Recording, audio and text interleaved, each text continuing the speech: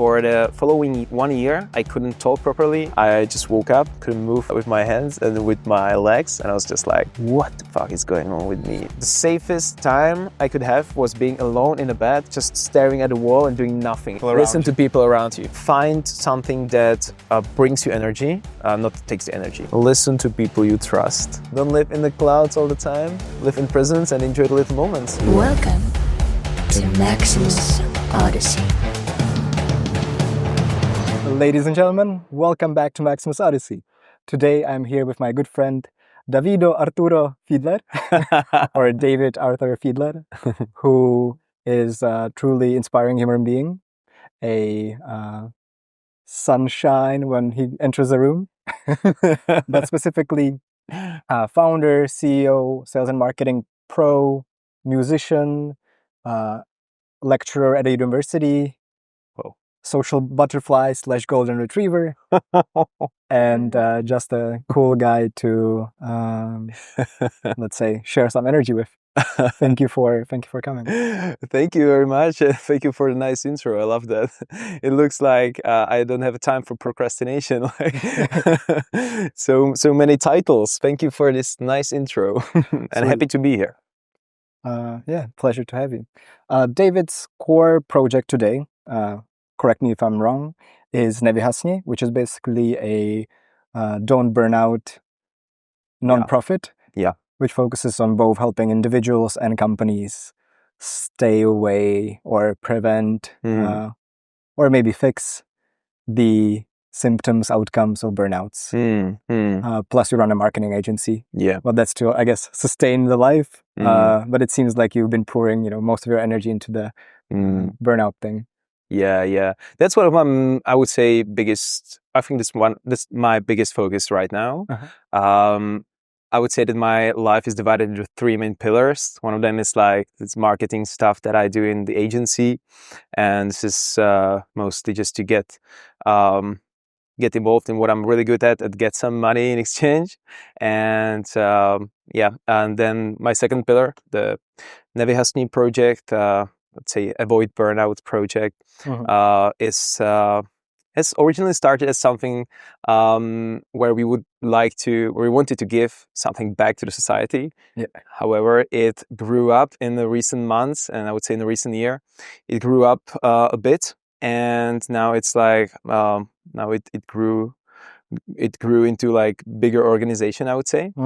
And yeah, my third pillar is, as you said, being a musician and like slowly starting my career and dedicate some weekends into playing in small bars, at weddings sometimes. Cool. And right now recording some demos in a studio. Actually, I've been recording them for like past 8 years, but never really pushed myself into releasing something. Would really, really love to do so in the following months. So maybe play a little sneak peek, like 10 seconds. Oh, so we can get more followers on your Spotify. Well, I can. Okay, let's do it. Nice. Not planned, but planned. Would be amazing. Well, I have more songs, like I would say different genres. Let's say I'm kind of fluid in genres, but we'll dive into marketing and burnouts in just a little bit, but let's explore the happiness of the soul first. Well, I can play one of them, which is called What You Want. And here we're trying to balance like pop and bit of, I would say, melody recitation. I don't know how to describe it, but maybe I can play it. Nice. Let's do it.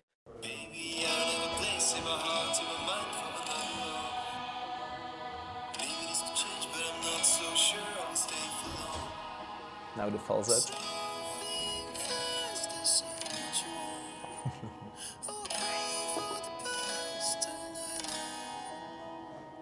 I try to put on spots and I'm moving on. But every time it's when you feel so wrong. Something fast to say what you really want. Alright. let's Yeah. keep the suspense. Well, yeah, I can't release it now. Nice. Otherwise, it wouldn't be a surprise. Yeah, but I have so many demos in my drawers, and really love to release it. Some of them more into rap, Sounds pretty some of them professional. more into electronic music. Yeah, so love this part, but I was always kind of shy to release it, and now I feel that it's finally time to kind of show myself as a full package of myself and as a person of who I am. Yeah. That's amazing. Thank you. Well, yeah, really cool. I'd love to know like what led you to spread out your wings fully. But maybe let's start at the beginning. Have you always been so, let's say, social and expressive in your communication and activities, or Yeah. is this something new? I would say, yeah, I would consider myself as an extrovert, but I've never been like that. Or there were times where I was kind of more closed, let's say, and those were the times where I got burned out. And it was a few years ago. It happened that I kind of disconnected from the world for like 1 year, for like maybe 1.5 years. Yeah. And yeah, this was more like kind of darker side of my life and of my past, but it had some influence on myself. And when you got from burnout, which is usually the stage where you have the feeling that you will never get from, like you feel kind of stuck, but when you finally get from it and you begin to live your life again fully, you are kind of more happy, and you start realizing that there are maybe some fields that you always wanted to go into, you always wanted to explore, you always wanted to build, and life is short and you really have to do it. So you can't wait, because you never know when you burn out again and you got stuck again, or something else could happen. And that's really cool. So you've had periods when things did not work out so well. Yeah. And now it's on the uprise. So interesting. I have this one question I'd love to ask you, and I guess it will probably be in the direction of what you were just talking about, of the harder times. It's the question Elon Musk's interviews are based on, or like the one question he loves to ask in every job interview. Oh, okay. Do you know it? No. It's what is the hardest challenge you faced, and how did you overcome it? How did you deal with it? Ooh, it could be any challenge in my life, not work related. Anything. Yeah, I would say. All right. Well, that's a tough question. There are several of them, and I have to pick the one that was. I was actually hesitating between two of, let's say, darker experiences. One of them was the burnout one, but I would say that maybe even worse one was the one when I got my vocal cords damaged. It was like 3 years ago. Yeah. And it was during like 2 days, let's say, friend gathering at my cottage. We were just singing, playing guitar, of course, drinking a bit. When you combine all these things and you sing and scream and shout for 2 days in a row, you usually get well after a few days, but I never got well since then. And because I got my kind of vocal cord damaged, and for the following 1 year, I couldn't talk properly. I couldn't when I would be talking to you. Yeah. After like 5 or 10 minutes, I would be so tired, and I had to take a break. Damn. I would have to take a break. So it took me like 1 year to get to surgery. In a need, you find a friend, and really I found really a good friend in need. He's a musician, and he connected me with his let's say vocal doctor. And he found the problem, and he he recommended me to go to surgery, and after 1 year of this experience, I went to the surgery. But I was living a year where I didn't know if I could ever be able to talk properly again. So this was a really, really, really tough challenge. And how did I face it? How did I overcome it? Was that I talked about it with I put my ego away and talked about what really, really stresses me with my close friends. One of my close friends connected me with this musician who connected me with a surgeon, and there was a solution. So and if you didn't do that, if I wouldn't do that, lost your voice? No, not actually lost, but I would be always tired when talking. Actually, I got headaches from it because, like you get kind of, I don't know how, it's kind of polypus. It's called polypus in Latin, I would say. Yeah. And it's kind of weird bulb that appears on on one of your vocal cords. Yeah. And the vocal cords can't actually stick together. Yeah. So then the voice is kind of, it kind of resonate. So it's just so much more difficult to talk, to even sing. I couldn't sing at that time, so it was really, really, really, really stressing. Yeah, intense. and good communication helped me to overcome it. Nice. And like not being shy to ask for help, even like somebody who is like one of the top musicians. Yes, over around 1 million monthly listeners on Spotify. Amazing. I can say his name. It's Kalin. Maybe you know him. Oh yeah. He's now like popping off on the cover of Forbes and everything. Yeah. And that guy helped you recover your voice. Actually, we got the same tattoo artist, and I talked with my tattoo artist about this problem. And she was like, "Hey, my friend has this problem. He's got a doctor. Maybe there could be some connection." Yeah. And so one day, sweet. I got a phone call and was like, "Hey, I heard that you got the same problem. Maybe I got a solution for you." And then we exchanged some photos of our like vocal cords, and it was like, "Yeah, you got the same stuff, So yeah, it was really, really, really. I got really, really lucky at that time. Yeah. That's so cool. So ever since then, I became even more like extrovertial because I was more into communication. I'm super happy that I can, talk, scream, laugh, because before I was like always in like a bad mood because I couldn't like talk properly. I was always kind of depressed because I couldn't express myself properly. And when I was at the party, I was the quiet one. But I'm an extrovert. I was the quiet one, so it was like so bad for me. Yeah. Wow. It's quite the story. Sorry for a long monologue. No, thank you. That's why we're here. I have some solo episodes coming, so this is all about you, my friend. Nice. But I would like to ask you the same. Ooh. What was the hardest challenge I had to overcome? Yeah. There's been quite a few. But you must have been thinking about it when you asked these questions, no? Yeah, I have like 10 constantly exchanging with the first place.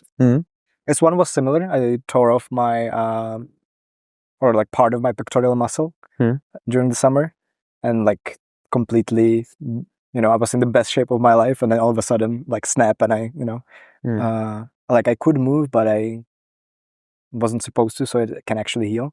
Wow. So it was pretty interesting. The hardest, possibly the first burnout as well. I guess we can talk about my first burnout story, and then continue to yours. Yeah, like that. I voluntarily or not voluntarily jump into a lot of things head first. Like starting a hardware company when everyone was telling me not to do it, and then we kind of managed actually filmed like the crowdfunding video in this room a couple of years. Sorry, back. was the company Undoubted? Yeah. Oh yeah. Nice. Might be doing like a relaunch soon, so we'll see. That's cool. But yeah, that's for another time. But even before that, I just came from New York City. Super excited after a lot of like interesting experiences. I was homeless for a night, and I had to figure out how to, get back into shape, let's say, or find a roof over my head. And I just didn't want to, like, I could buy myself a hotel, but I was 17 or 17, and I didn't want to spend like $300 for a room, or probably even more. for like a last minute. So I ended up talking to a lot of weirdos outside. Then met Gary Vaynerchuk 2 days later. So it was a lot of these like crazy ups and downs. Wow. Roller coaster. And I was like highly motivated, but didn't really have a feedback loop for myself. So I decided to like, just jump into as many projects as I could. Mm-hmm. And I was like starting up. I won my first startup competition. So people were approaching me with new projects. I was like, yes, let's do it, let's do it. Yeah. And like this crazy excitement of, Uh-huh. momentum going and like Oh, yeah. quickly organizing. And every time they, for example, approached me with one thing, I said like, we can do this and this and this as well. Mm-hmm. And then all of a sudden I like paused one day, like looked at the amount of projects I was on, and I know like 10 different things I was supposed, or like big projects I was supposed to, drive and deliver on. And I was like the young guy that was supposed to, be the one that's actually working on it, not just like manager who's organizing it. Yeah. And I would need like 50, 60 hours in a single day to actually be able to, get those done in a, I feel it. in a doable deadline. And something snapped in my head, and yeah, that was not nice. Basically, like knocked me out of being able to answer emails or work or do anything for 2 weeks. I was just, laying in bed and like trying to, like I would open the email app, write one letter, and I would like, oh fuck no, like it was super weird experience. How did you overcome it? Like it got you paused for like 2 weeks of like somehow. And of course, like the jet lag from that or whatever was for quite a bit longer. Or I think I never felt the same. Like this, like palpitations, anxiety in my heart that started back then. Like sometimes it still comes back into focus or to surface, but now I'm know better how to deal with it. Today I would try to like recognize the symptoms beforehand and just breathe and maybe try to cut back or make longer deadlines or figure things out in advance. But at that point it was just too much, and I didn't know what to do actually. But for some reason I was like scrolling through Facebook, I think, and I found this event at Impact Hub in Prague that was about something like this topic. It was like a workshop on how to, not sure if they like talked about burnout specifically, but something like break through some blockage some or resilience. Yeah. Some like become the best you, or okay. But also from the perspective of mental health, being overloaded, let's say. Oh yeah. So I was like, okay, well, I haven't been doing shit for the last 2 weeks. Maybe I can at least, go listen on this workshop and figure out if there's something I can learn or implement that could help me bounce back. And there was a super cool lady, Ines Gaston. She's from the Netherlands. She like was a psychologist and studied all of it, but now was more like a corporate consultant. And she gave me some like starting tips. Then I actually asked her to film an interview with her. But it ended up being more like a semi-therapy session where we were, like friends at that point and like sharing almost everything, which was really nice. But yeah, so she did 2 things for me, which were like life-changing in my opinion. The first one was she wrote me a letter, which I still have framed today, which basically she allowed me to take a break, which I was not allowing myself. Ooh. And the letter was something like, by the power given to me by the unicorns and the universe, I, Ines Gaston, am allowing or giving Max the, order or option to go on full break, not to be responsible for anyone else, and just, rest and recover until further notice. Wow. Signed. Boom. It's funny because I really feel relieved once you said this. It's like a really, really interesting technique. Yeah. Wow, that sounds cool. So that was really nice. And she explained to me that, like you're a 17-year-old kid. you're not supposed to bear all the responsibility of all these other CEOs or leaders of the companies. So you can tell them, you can send an email or message that like you're not able to help them out right now. But the most important thing is like step back from being in the whirlwind of it. So that was the first step, kind of taking a step out of the craziness. And the second one was create a mind map. That get the shit out of your head onto paper. So she told me to like bring out an as big of a paper I can find, write my name in the middle. I can maybe actually show it here. That's cool. Like to kind of draw like your current activities and like what's occupying your head. Yeah. Visualize your life basically. Yeah. So we would do like Max got left in the middle. And then I started drawing like, okay, projects, so like health, I know, work, friends, family, whatever, and then break it down into smaller and smaller things. So with work, I would like break down into each project into each activity, and like, with the health, for example, down to brushing your teeth. And then I would have this like massive paper to be like this big. It took me, I don't know, maybe a week to actually fill everything out. And then you see it, and you can start crossing things out. Yeah, nice. Right? And like by actually, like physically looking at it and, either like erasing it or crossing it out, it helped me to figure out, what are the things I actually want to do and need to do, and the things I just made my brain think is important, but actually I don't have to be responsible for. Yeah. And little by little progressed into, saying no to a couple of projects, making some of the projects smaller, and moving forward. Oh, that's a really cool technique. Yeah, I appreciate it. I try to do something similar, I would say. And I usually revisit this technique, but not in this detail. But I do something similar. I do it in Figma.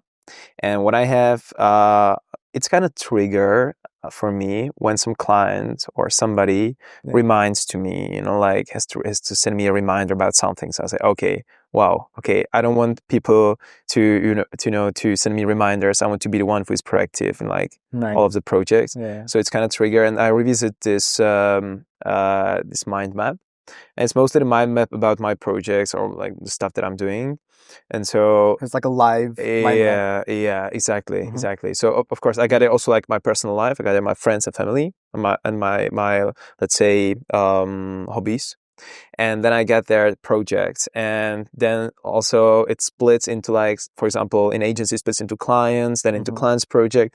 And when somebody sends me a reminder, I was like, okay, I have to do something. And I'm always thinking about which colleagues and which people I can bring into the project, or if I should cut the project off, or if I could bring somebody to help me with the project, or if I could delegate some of the tasks to that specific person.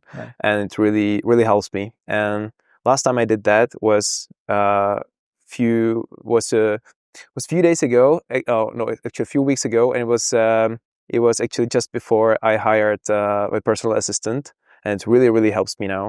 Like it's starting to delegate a lot of communication processes, let's say repetitive tasks, and it really saves me at least, I would say, 40-50 hours a month now. It's great. Yeah, so I really appreciate the technique. It's really cool. Yeah, I love yours. It's like let's say the next step, right? When you're running, actually, you're the leader of the companies. Now I try to do something similar, like a mix of, to do apps, documents, and sometimes mind maps as well. Yeah. And really often happened to me in the past. Sometimes, of course, it's happening to me right now as well, that I don't have a time to reply to someone. It could be somebody, I don't know, texting me with something not really important, but really hoping for the reply. And it could be somebody offering you some service, somebody selling you something. I would really like to be the one who really gives the reply, to everyone, just because I think it's polite. Yeah. I didn't have a time to do so Yeah. in the past, but now I would like to change it and to really be the one who is like proactively giving answers and making like a, let's say, positive image about myself. Yeah, And your work ethic. exactly. Damn.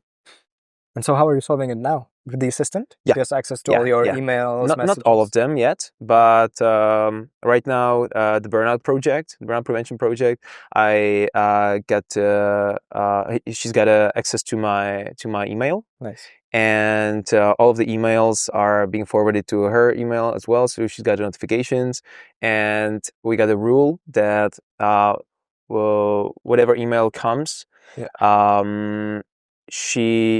I don't answer it with a copy, I don't put her in a copy, she is preparing an answer and just sending me the answer. And sometimes I also send her when I get some email, I just go into Facebook Messenger or Meta Messenger, and I just send her a voice message like, hey, this is this guy, prepare this answer, and I will send it from my email.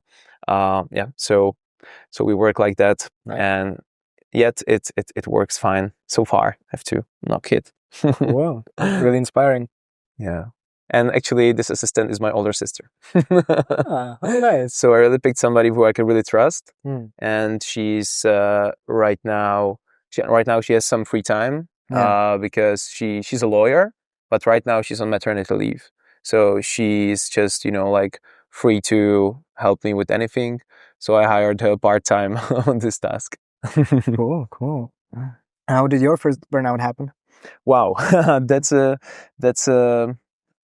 quite a story. I will try to make it short.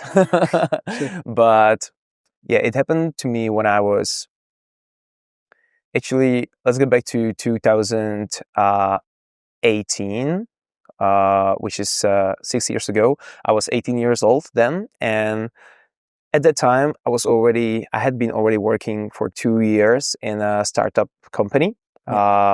It was really, really nice company. I was one of the first employees. We were working on like a platform where you can create chatbots. Right now the chatbots are popular again with the ChatGPT and all the stuff.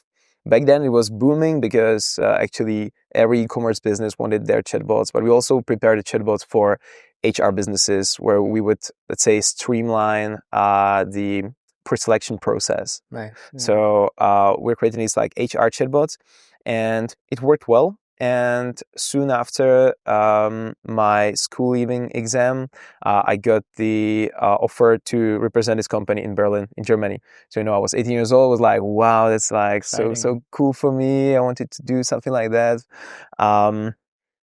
And so I had to make a decision between going to university in Prague or to move to Berlin and represent the company. Of course, I choose the Berlin because, it was like something adventurous for me. And I was thinking that could be a good start of my career, maybe in the tech field. Yeah. So I moved to Berlin, but at that time, I was kind of workaholic, let's say, because I didn't know my limits, similar to you at the time. I didn't know my limits. I was working not from 9 to 5, but from like 7 to 8 p.m., 9 p.m., usually on the weekends as well. And not because we didn't have people to help me with the task in the company, but just because I wanted to learn everything. I was thinking that I was the one that could solve everything, and I wanted to be appreciated in the eyes of the founders. Yeah. And so I was saying yes and yes to more and more activities within the company. So I did marketing, sales. At that time, I was 18. Then during the summer, slowly 19. And so I was early 19 and was going to companies like Lufthansa, Skoda, Continental, one of the biggest companies in the CE. Yeah. And was making deals with them. So it was like interesting, a really interesting job for me at that time. So it was still motivating me, to do more and more and more. But I didn't know my limits. I couldn't delegate the task properly. And at that time also, I had let's say a girlfriend. I was seeing a girl at the time, and she broke up with me when I went to Berlin. And also, not a long time ago, before this event, my grandpa passed away. So all these things were mixed in one in one place called Berlin. And at the same time, I get kind of FOMO because a lot of my friends started their studies in Prague already, or in other cities, and I was the one who was in a dark autumn Berlin.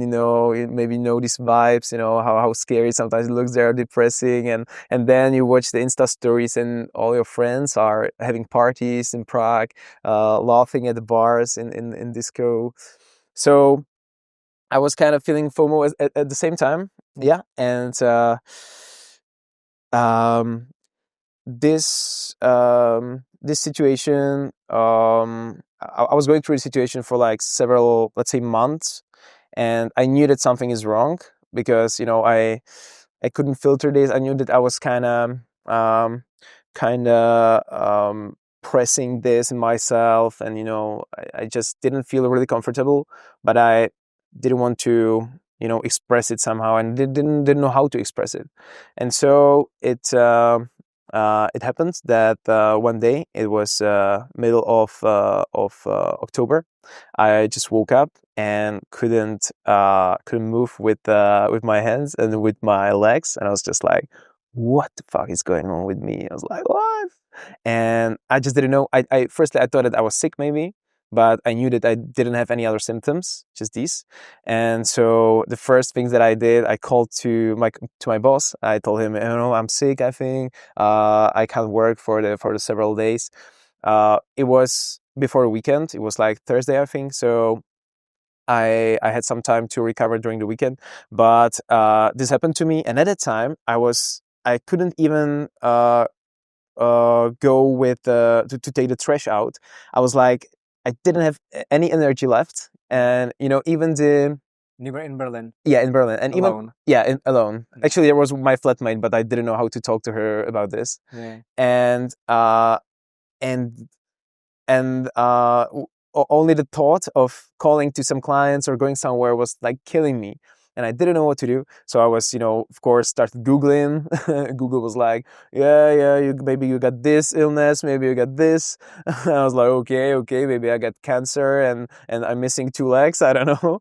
So Google isn't the best doctor. Yeah. But it also showed me an article about burnout and about its symptoms. I found myself in several of them. Like I couldn't focus. I couldn't talk properly. When I was in the middle of discussion, I sometimes forgot what I was talking about. Just in the middle of discussion, I was like, "What the fuck? What I was talking about?" And it was freaking me out. I was like, "What's going on with me?" And losing control. Yeah, scary. Yeah, but I didn't know that it was burnout, because at the same time in those articles it was written, okay, burnout is about doctors, about managers, usually around 40, 50 years old. I was like, okay, maybe not my case. Yeah. And so I didn't admit it that I had burnout. So I was trying to find my way through it.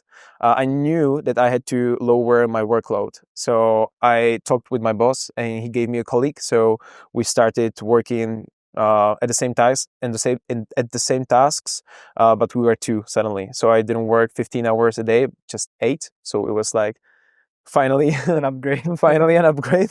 Yeah. So this really started helping me to have some time. And what really, really helped me was going back to visit my family and also friends, because that would bring like a comfort zone to my life at that time. Yeah. And at the time, I became to be an introvert. I didn't want to, like meet new people. It was like crazy. It was like I was just feeling that the safest time I could have was being alone in a bed, just staring at the wall and doing nothing. It was like the most comfortable moments for me at that time. Yeah. It was crazy. And yeah, then later, a few weeks after this, I decided to find a therapist, and he walked me through all over the topic. And first thing that he said after I told him what was happening to me was like, "Okay, you are the perfect example of burnout at the young people." I was like, "Okay, well, finally, you named it." Case study. Case study. So I was like, okay. Yeah. And so it really started helping me. I got like several sessions, 8 or 10 of them. Mm-hmm. And it helped me to stand on my feet again. And also what helped me was also my flatmate. She was Italian, Francesca, and she, Berlin is all about techno culture and parties and mix of cultures. And so sometimes she walked me through Berlin, and we went to like a techno clubs and stuff like this. So it really, really was helping me that I was, trying to get new things in my life and explore something new, because it connect helped with me. people again. Yeah. And also it helped me to go visit some of my not like friends, but actually there was an app which is called meetup.com, I think. Mhm. And it connects you with the people, with like-minded people in like several fields that you prefer. And there was like a let's say cooking enthusiasts, and I knew shit about cooking at that time. I was like, okay, that could be fun maybe. So I joined some group, and we were actually every week there was a Thai cuisine in a Thai park. It's a place in Berlin where Thai people are preparing their meals. Yeah. And there was like a group of us from the app, which is walking around the stands and like just trying different meals. And it was kind of bonding, kind of really good vibes there. And I loved moments like those, because it helped me to reconnect with the society and got get to back know into new reality. got to know new people. Yep. So that was really, really helping me. Nice. And what helped me the most was 1 year after this experience, or 9 months after this, I still didn't feel really, really 100% well. But I took like 1 month trip to Africa, and it was actually with my high school teacher, a geography teacher. Right. Once we met in a pub, it was like 4 a.m. and it was like, look, we are looking for a 4th person who would join us for a road trip in Namibia, Botswana, and Zimbabwe. So basically all of the money that I saved in Germany, I took it and bought this trip for myself, and went to recover there and spend an amazing month in Africa. And after that, I left the company and moved back to Prague. Yeah. So Berlin was kind of mixed experience, Interesting. but I'm happy for the experience. Yeah. But if I would like to go through it again, I would say no, because the time when you burn out, it's really, really uncomfortable is not a strong enough word. Yeah, it shouldn't be a milestone you reach. Yeah. It's so just, I wouldn't like to repeat it again. Although It's like a sickness, you don't want to get COVID. because you really have the feeling that you can't ever be able to live the life fully again. Yeah. So it's like the most stressing moment that you're like, nothing makes sense, and maybe nothing would ever make sense in the future. There are some crazy statistics right now in Czech Republic about burnouts, right? You were talking in one presentation that before it was like 1 in 5 people has experienced burnout. Now it's 1 in 4. Yeah, it was 2018. There was a research from the first clinic of psychology at the Charles University, connected with VFN. It's a hospital. Yeah, we trust you. Yeah, there's sources. I need to put that in research. And there was a research from 2018 stating that there's like 20% of people who are suffering from burnout in Czech Republic, and it's a lot.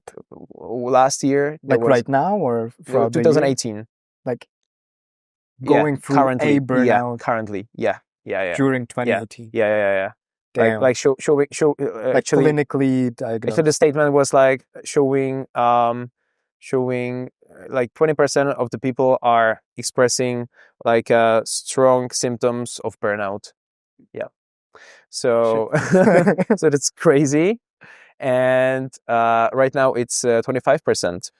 Yeah. So every 4th person here. Yep. It's crazy. Why do you think that is? Is it like the So many answers. constant flushing of social media, or So many answers, and there are so many, let's say, but I guess mainly external, right? so Or sorry. like it's mainly external. Like it's not biological, right? That all of a sudden we would Yeah, it's not develop biological. Yeah, more burnouts than of before. course, it has some connection with who we are, how we are born, with our ambitions and all the stuff around. Yeah. But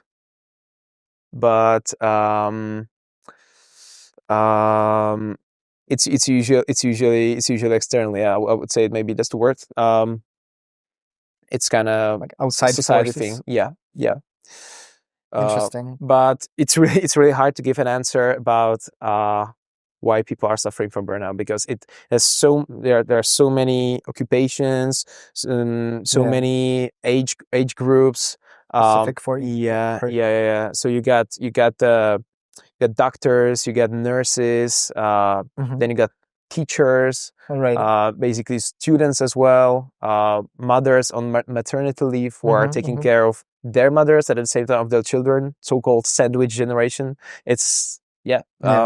So okay, so it can be very various. Yep. I would love, like, I guess we're slowly moving towards the wrap up. So I would love to do like a fire shots questions and answers right now with you, since you are not an expert yourself, but you work on a daily basis with a lot of experts in this area, like psychologists, researchers. Yeah. And I feel like you are a translator, maybe, to the broader public on these topics. Yeah. A popularizer of how to get better, how to prevent such things. That's a nice word. So I would love to quickly run through about the topic of burnout, risks, symptoms, solutions, preventions. That's basically it. Okay? Can we start? Of course. So what would you say are the main risks of burnout? Well, depends on your occupation, but I would say not saying no, not knowing. No, like risks, or like the potential outcomes if you fall into a burnout. What's gonna happen to your life or to you? Okay, yeah. So yeah, how could like burnout influence your life? Let's say, yeah. Burnout could possibly evolve into anxieties or depressions when you don't treat it properly, and soon you got anxieties. You could end up being depressed, and this is, let's say, even more serious. So from psychological field, it could be this. But let's say on personal basis, it could mean that you become cynical. You could lose your friends. You could lose your family. You could lose your job because you are not productive as you used to be. Right. And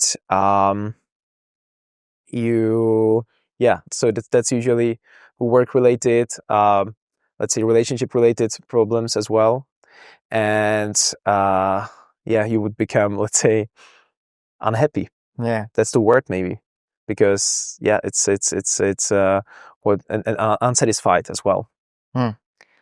Damn. Okay, it's so I suppose none of us want that, right? Yeah. So prevent. what are the symptoms that we should look out for that could be like you mentioned, or I mentioned some of them once I had, you mentioned some of yours, but what would be like the top 3 to 5 symptoms to watch out for that you were possibly headed towards a burnout? Yeah. Well, one of the symptoms that I really like, let's say it's like very, very accurate, is when your surroundings, I mean, people you got around yourself are telling you to stop, because you get so many things. Too much on your plate. Yeah. You're all over the place, and people like your family and your close friends are starting telling you, hey, like, slow down. You got so many things. You don't have even time for me. You don't have time to stop at a family birthday. you don't have time to go out with me. So this is really something that should resonate with the person who could be possibly at the risk of burnout.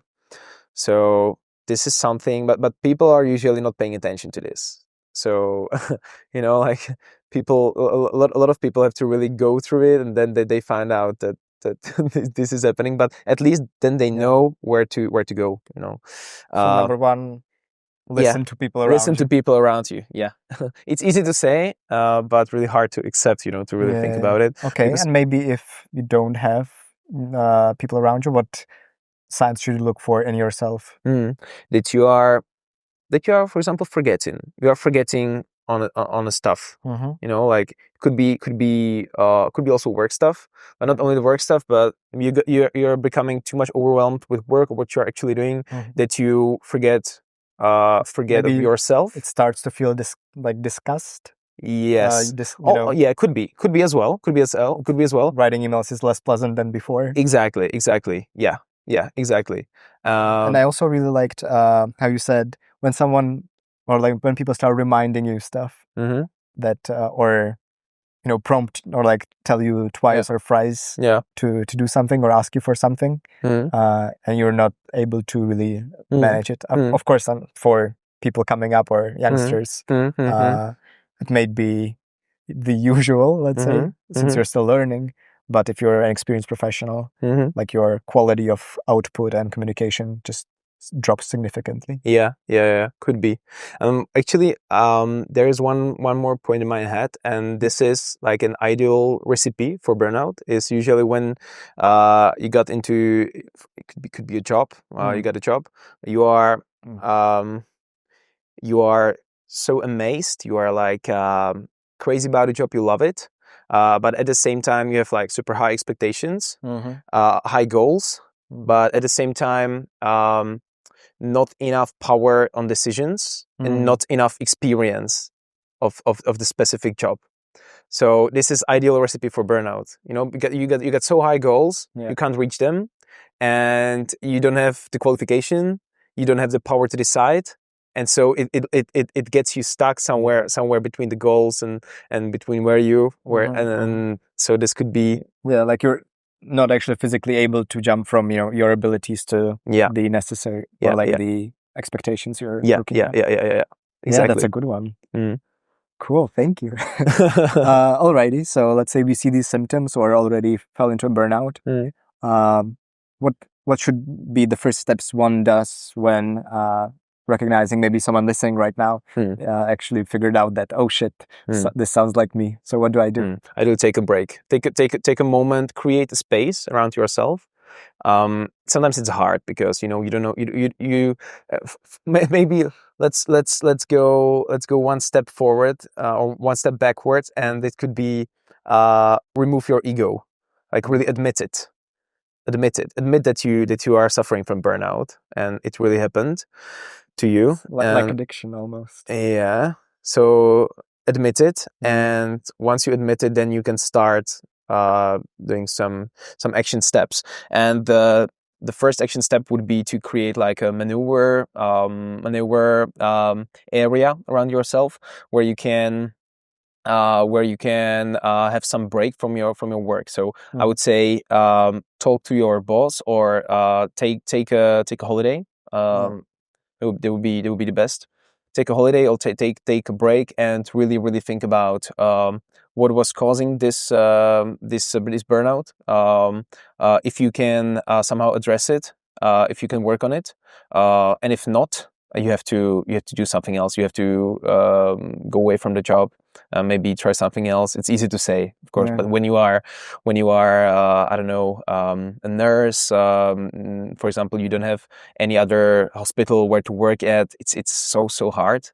And so then we could talk that it's also a thing of a system that we got in the country, and there is more like a question of how the government should address these topics. But definitely there are some occupations that can't do that much about it, and then there is us and other organizations that could maybe help with the prevention and also with the treatment. Yeah, get help. Yeah, That goes hand in hand with, dropping Yeah. down your ego. yeah. One So of my hardest moments were best when I reached out to a friend or even like a crisis center where you can talk with a therapist for free. Usually if you have some basic health insurance, you can just walk in centers or call a hotline that are completely free. And that's actually take the first step. And that's one of the first steps. Create some space around you, some time, and also talk with your friend. Talk with could be also your close colleague. It could be also your friend, and really express it because it really helps you. So once you express it, you can name it, and then it's easier to work on that. Drop the stone from your heart. Exactly. Wow. And then it's about trying to negotiate with your boss within the company. But then they're like, it's so individual, and there are so many occupations, like could be also artists.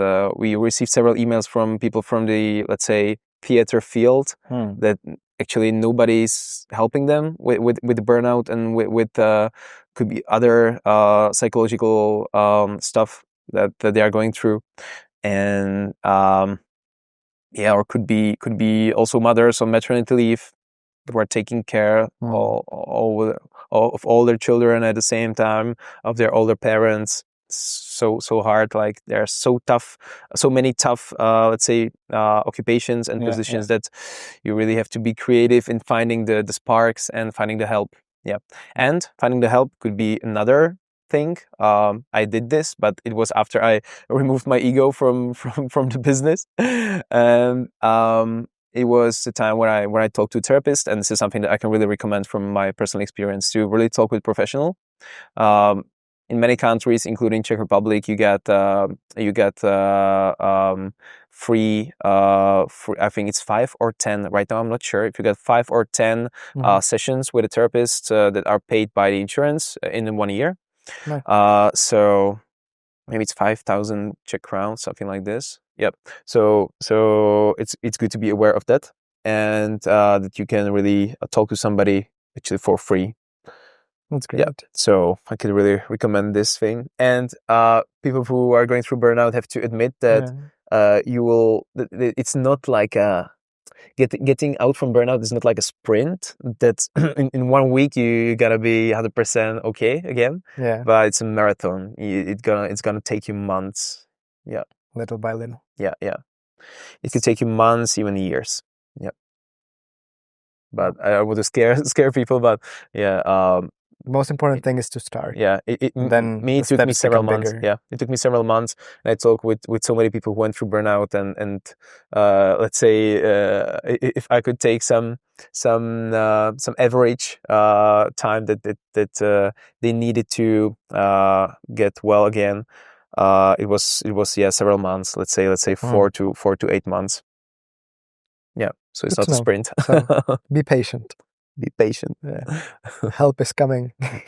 Exactly. You will be saved. Cool. And I guess last question on the topic of burnout. So how do we prevent it? What steps can we take in advance so that sometimes we can see the symptoms, but maybe if we don't have the symptoms yet, which is good. What kind of boundaries or processes, systems can we put in place to not fall into the trap of burning out? Oh yeah, that's cool. That's a good question. Well, actually, we try to put down 10 things for what to think about of how to prevent burnout. There are actually a lot of them, and you really can't. It's really hard to actually implement them in your daily life. So it could be, saying no to new things, know your limits, being maintain your relationships well. Right. And there are 7 more of them. It could be also sleep well, relax, have your hobby. It doesn't have to be playing violin or or something super crazy, but could be just watching films. Yeah. If it makes you, if it keeps you relaxed and helps you to like gain new energy. So this is another one. Find something that brings you energy, not takes the energy. Like have this balanced, because so many people are are stuck in activities that are really taking their energy away, and they don't have the activities that would bring them the energy again. So it's like really good to balance. Put in your this. calendar, right?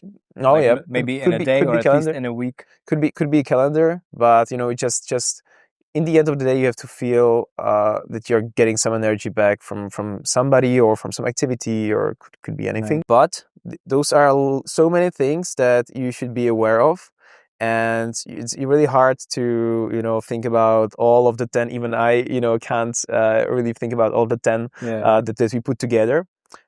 So how we try to simplify it is to think about 3 main pillars that you should stand on. Actually, there's a piece of furniture that I can't say in English, but in Czech it's trojnožka.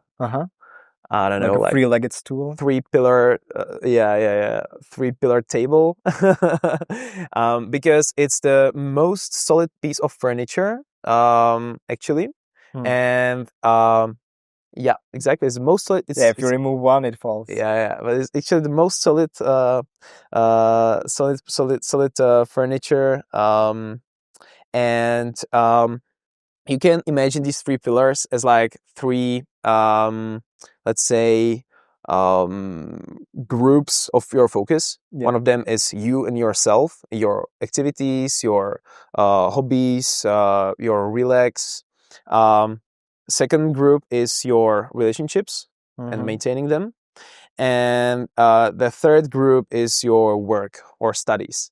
And you should really keep those 3 pillars balanced, because once you forget on one of those, you start working so much and you forget about yourself or about your relationships, then this piece of furniture crashes and you got a problem. So this is, let's say, more simplified tool on what to think about, and this is something I try to remind myself in the end of the day. Like, okay, did I put enough energy into work? Did I put enough energy into maintaining my relationships? I didn't forget my friend's birthday. I talked to my mom about this stuff that was going through in her life, and also me and myself. I took some time to myself. I went running, or I just had some calm time at home watching Netflix. Could be this, but just like I'm happy in these 3 main areas. Cool. So take care of yourself, take care of your relationships, and take care of your work. I think it's really important as well to be of service. For some reason, it's really important to us as humans to have the feedback loop of like, I'm needed. I guess. Yeah, exactly. Find something useful to do, even if it's volunteering. Could be really cool. Awesome. Thanks so much. Yeah, happy to share some ideas. Hopefully it could be I hope it could be valuable for somebody, and Absolutely. if somebody wants to know more, can reach out. Hell yeah. Nevyhasni.cz. Nevyhasni.cz. Hopefully we'll be launching some international website not soon, but I would say in half a year, 1 year. Nice. We're gonna get there. Firstly, our focus is here in Czech Republic. Cool. What I find super interesting about your story is how you turned something that kind of broke you into your passion, and now building like a business or non-profit, but an organization around it that's making big moves. What was this process like? Or did you follow like a certain route, or you just how did you get here? I was always thinking about creating something that could be there for people, or that could really make sense to me. Mm. And at the same time, it was something that I knew that could be needed, because this is something that maybe I would need when I was going through the situation, and I knew that it's not here yet. So if I would be there again, being 18 or early 19 and going through burnout again, this is something that I would really appreciate. And so the people do who are in our community. And yeah, so it was like really a need to create something that would help the people not going through the same shit as I went through, let's say. Yeah. And at the same time creating something malleable, because I was always kind of a creative person, and at the same time I was working in the marketing field, and I was like, okay, marketing is nice, I like it, I have, like, let's say, nice client, or I work on project that really makes sense to me, but I would like to put my knowledge and create something on my own as well. So it's kind of mixing these two areas of like creating something that is from my mind, put into a real project, and something that could help people. Yep. Nice. Yeah, That's really good. that's That's it. really good.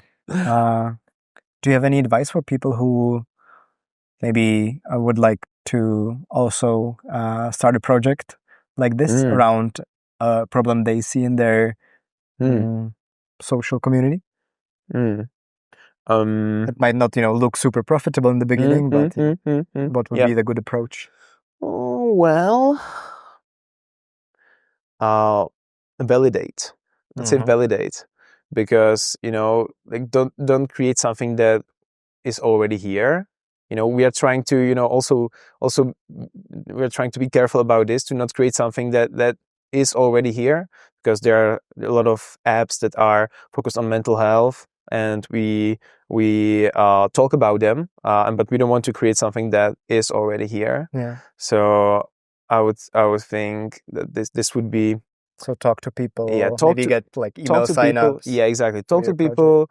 Find some accelerator, or some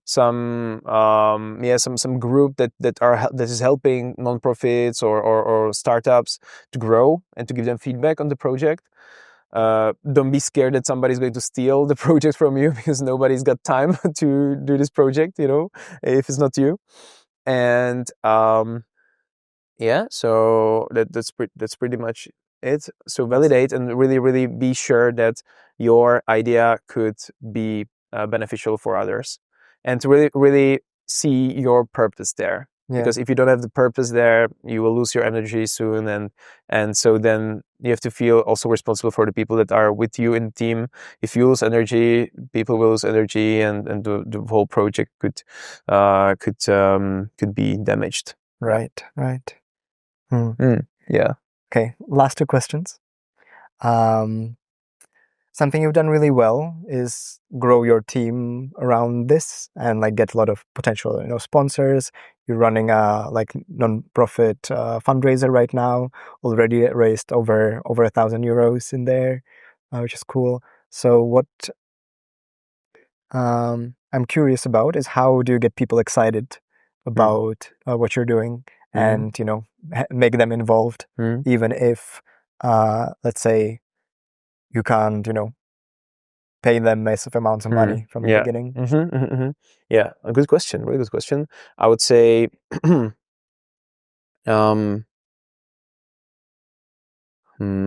it's a really good question. I have more answers, but I would say that what people really appreciate is when people are honest, and when they share stories that are honest.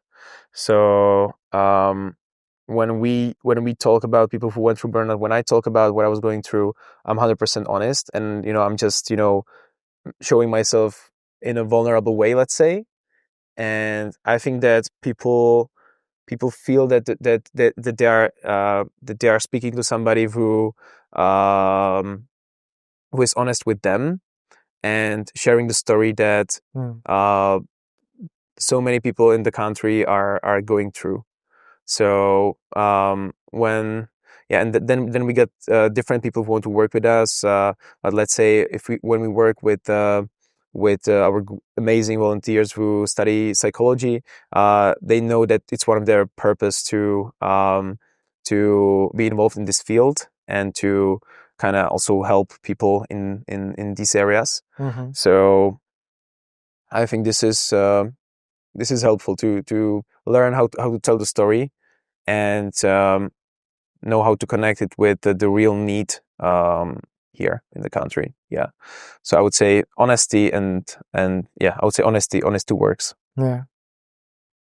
And so honesty and also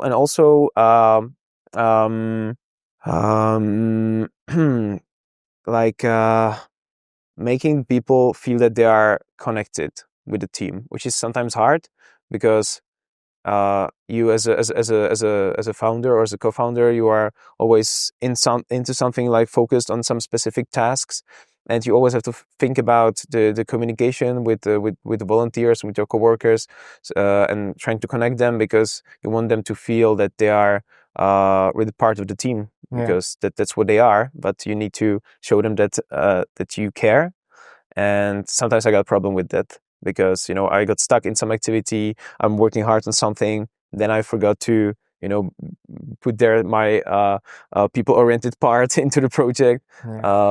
So yeah, it's sometimes it's hard, but you really want to make people feel that they are connected. Yeah, it's really cool. Like bringing it back to Elon Musk. How he slept on the floor of Tesla factories, or still sometimes drops down on the couch. It's actually funny because right now I'm listening to the biography, to the recent ones from Walter Isaacson. But I think I'm like now in a chapter 20 out of like 80 or something. Cool. Yeah, it's cool that you're referring to this because it's something that I'm listening to right now. Nice. Oh, sorry for good. sleeping on the floor. Yeah, been there. Then the last question of today,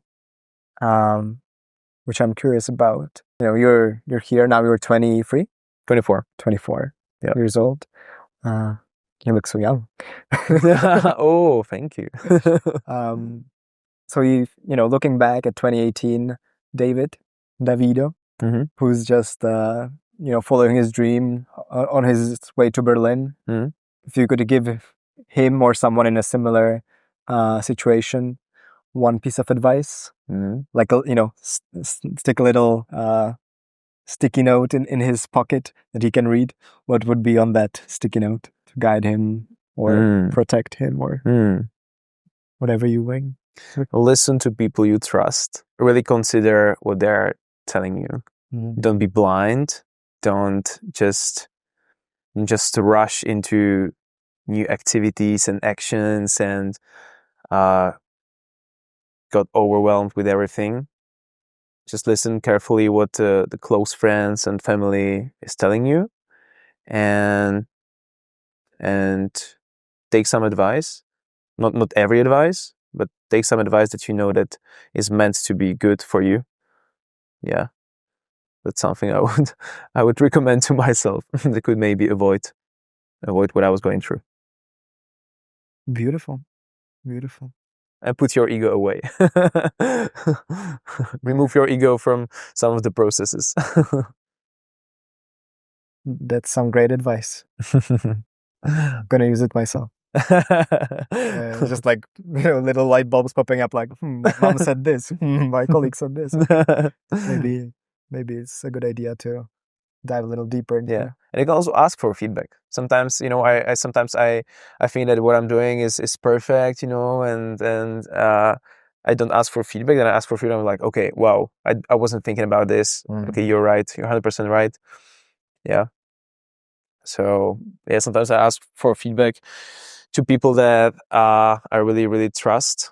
So ask them, or ask the people who I know that they are somewhere else in the same field as I'm in, and want some little advice or some opinion of theirs. Yeah. Nice. So sometimes when I actually develop some idea, I'm trying to talk to people that are maybe well experienced in the same field and try to get their opinion. You don't necessarily have to take it seriously because, you know, like it's their opinion, but it's really good to consider it at least a little bit. Yeah. That's awesome. That's awesome. Sweet. Any last ideas, messages you'd like to share with the world from your first English podcast? Ooh, that's amazing. Yeah, that's amazing. It's my first English interview. I love it. Live in presence. Don't live in the clouds all the time.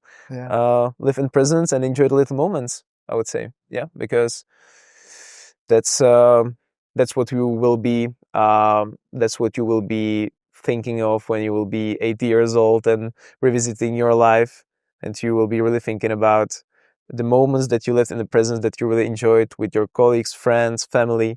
And if you always are stuck in your phone thinking about what you're going to do next when you got somewhere, you don't have memories then. So create memories on a daily basis.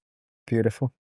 Yeah, I'm grateful we've been able to create this memory, just like our Exactly. late nights and early mornings in Spain. Exactly. Would like to repeat. Absolutely. Okay, thank you, my friend. Thanks again. And it's a wrap. See you in the next one. Now, subscribe so you don't miss out on the next episode, and please share this with your friends if you think this could help them.